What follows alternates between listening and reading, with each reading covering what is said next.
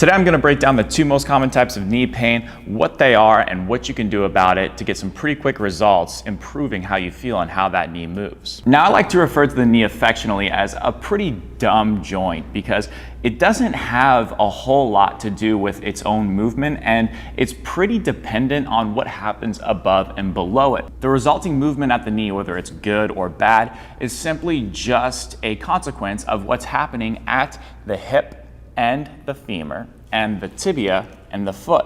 The first very important thing to understand about the knee is that the way that it moves is often misinterpreted as simply just a hinge joint, meaning that it just bends and extends. It flexes and extends, and it's just this hinge joint that occurs in a forward-back movement. This is not true because the knee, just like every other joint in the body, has rotation in it, and we need rotation in order to make up this sagittal plane action, which is referred to as knee extension and flexion. So when the knee extends, this is requiring something called the screw home mechanism of the knee. So as this knee extends, this patella needs to lock into place and it needs to move a little bit laterally.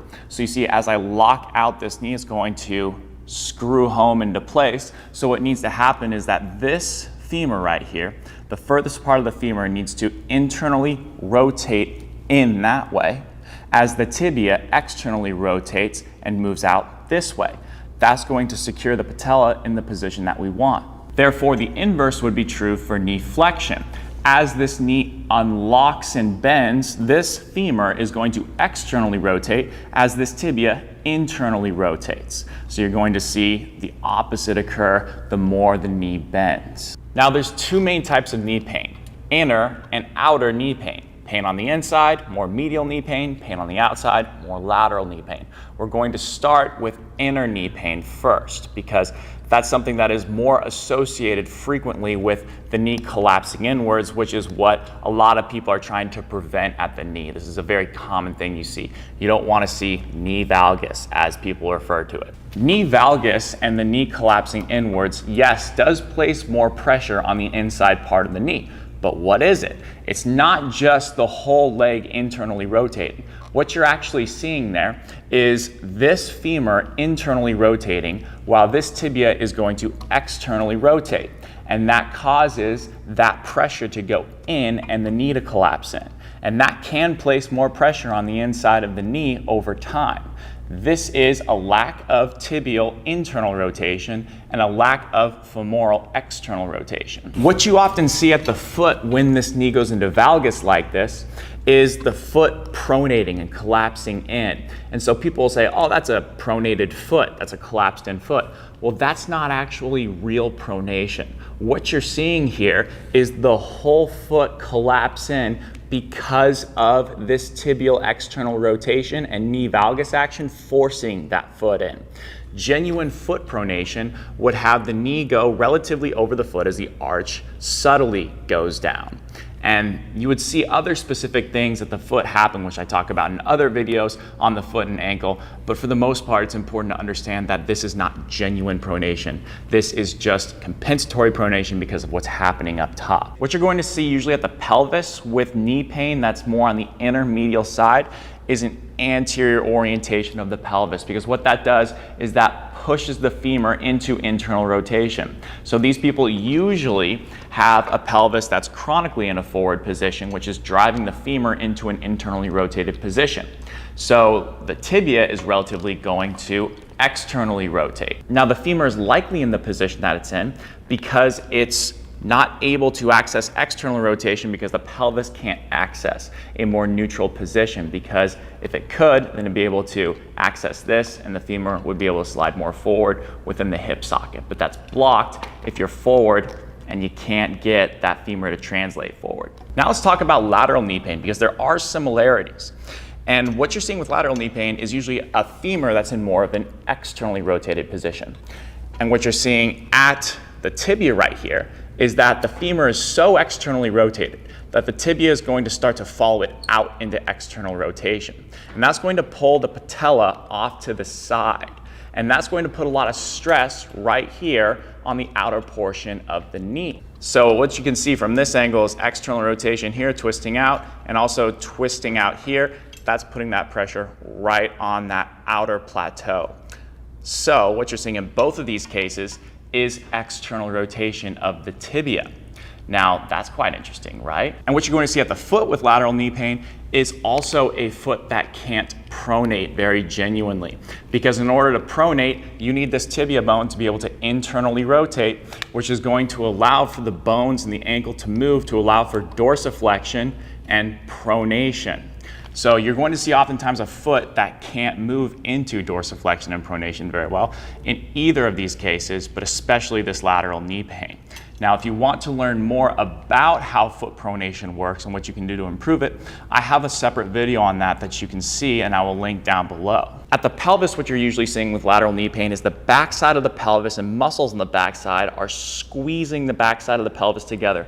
So it's pulling these bones together, and it's blocking off space right here. Muscles that externally rotate the femur usually attach on the back side of the pelvis right here. Now, that's going to squeeze and pull that femoral head forward, and that can lead to a lot of external rotation at the femur. So regardless, usually what you're going to see in both of these cases, inner and outer knee pain, is a lack of knee flexion. Now, if I put you in a prone position on your belly with more of a neutral pelvis position, so I had something underneath your low ribs to keep you a little bit more neutral, and I had you pull your heel towards your butt, that would be testing for more and more internal rotation of the tibia the closer you got to your butt. Ideally, you'd be able to get your heel pretty close to your butt, but in either of these cases, that's not really going to be a reality for most people. So we generally want to start working on the ability to internally rotate the tibia. Here's my favorite exercise to get people to internally rotate the tibia that leads to pretty great results with people feeling better in their knee almost immediately. What we're gonna do to set up for this first option is get a bench or some object we can keep our whole foot flat, and we have a 90-degree bend at both our knees and our hips right here. I wouldn't go higher than that because this is about the right amount of height here where we can really get a good grip of our shin and go through this effectively through the full range of motion. We also have a band around the upper part of the tibia bone. So that is the bottom of the knee, or the top of the bottom of the knee. So if we have our kneecap right here, we have this bone right here under it. We have the band just around the top portion of it right here. So that way we can get a good grip on it. And the band should be tight enough to where you can get some good tension and friction, but not so tight to where it's cutting off any blood supply. And then what we're gonna do is get the whole foot flat on that bench right there, and we have a staggered stance. And the important thing here throughout the duration of this entire exercise is we keep our hips square, or as square as we possibly can. So this looks good right here, foot's flat in the back, and now we're gonna grab hold of that band and wrap our fingers around our tibia, get a good grip here. Now we're gonna start always the whole foot's flat, but we're gonna start in this negative shin angle position. So this angle right here should be like so, and we have our weight mostly on our outside heel.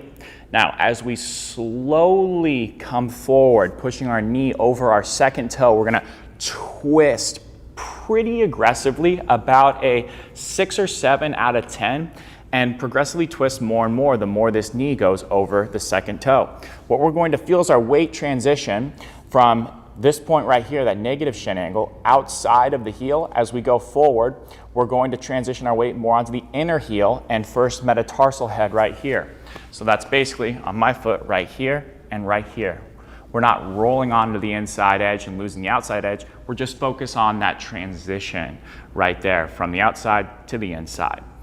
And then we're just going to untwist as we come out. So untwist, go on the outside heel, twist forward progressively as you go more and more into dorsiflexion and pronation of your foot. Okay, so from a side view, we've got this negative tibia angle to start. He's gonna grab the band, start on the outside heel, then as he comes forward, he's gonna twist, and he's gonna go transition more into the inside edge of his foot. The most common mistake on this exercise is people are going to twist their hip outside of their knee, and the knee is going to dive inside the foot. So for optimal restoration of movement of the tibia and the femur and the foot, we need to make sure that everything stays in line. So we should have a perfectly straight line here as much as we can. So if Trevor, you grab and then you try to keep everything in line as you come forward, beautiful, just like that. If your hip ever starts to dip outside, then you're probably moving too much through your hip.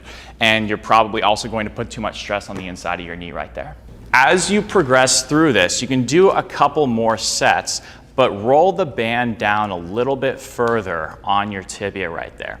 So maybe a couple inches further down, you can do the same exact thing. For some people, this is very helpful. And then you could progressively work it down to the point where you are even lower than that, maybe right about here. But different people have different bone structure, so it will depend on what works best for you. Ideally, at least do up here and maybe a little further down. If you want, you can go even lower. If that position on the bench isn't comfortable for you, what you could do is get in this half kneeling position with your back knee directly underneath your back hip. And you also have right here, this foot out in front, a little bit more than a 90-degree angle, so that way you can start in, again, that negative tibia angle.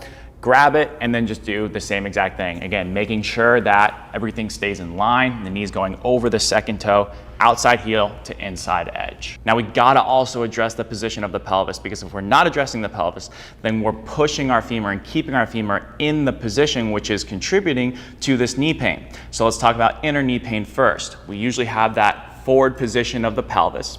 So what we want to do is recruit muscles like the hamstrings and glutes on the backside of the pelvis to help get this pelvis more in a neutral position, more of a relative posterior pelvic tilt.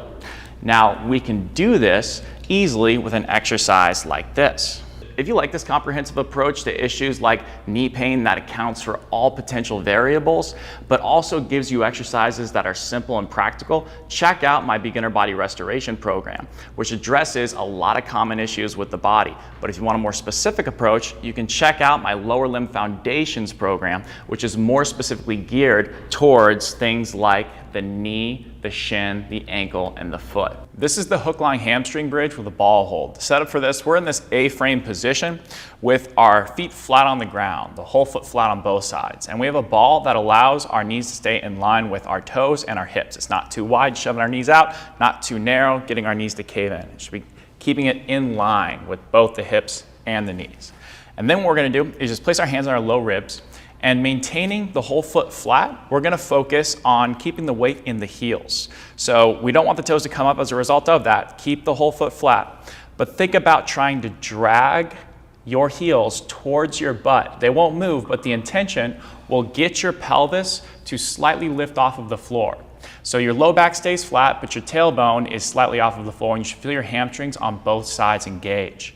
And you're gonna hold that position as you breathe in through your nose, out through your mouth, get all the air out until you feel a little bit of side ab engagement, and then pause, close your mouth, tongue on the roof of your mouth, inhale through the nose, and you're gonna feel your rib cage expand, keeping a little bit of that side ab tension when you inhale.